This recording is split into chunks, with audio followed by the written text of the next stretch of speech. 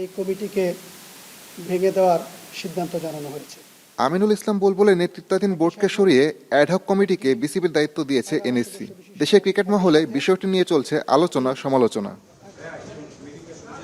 অবশ্য এনএসসির সিদ্ধান্তকে সঠিক বলেই মনে করছেন নবগঠিত অ্যাডহক কমিটির সদস্য রফিকুল ইসলাম বাবু। এখন টিভির মুখোমুখি হয়ে দায়িত্ব পাওয়া প্রসঙ্গে কথা বলেছেন এই ক্রীড়া সংগঠক।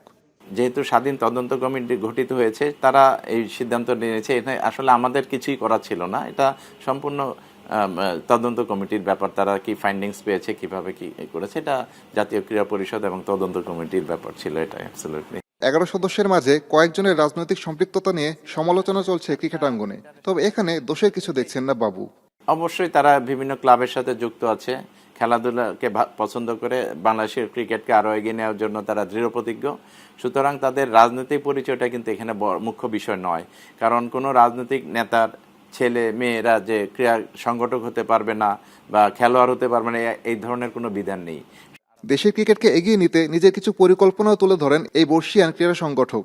ঘরোয়া ক্রিকেট এবং আন্তর্জাতিক অঙ্গনে আমাদের অবস্থা খুব একটা ভালো নয়। কারণ হলো আমরা আইসিসি টি20 ওয়ার্ল্ড কাপ আমরা বয়কট করেছি, এটা মোটেও সমীচীন হয়নি। সুতরাং এখন সবাই এগিয়ে আসবে এবং আমাদের এই যে ক্রিকেটে খেলা বা খেলাধুলার যে সৌন্দর্যটা, সেই সৌন্দর্যটা হারিয়ে গিয়েছিল, এখন সেই সৌন্দর্যটা ফিরে আসবে, এটা আমরা আশা করছি।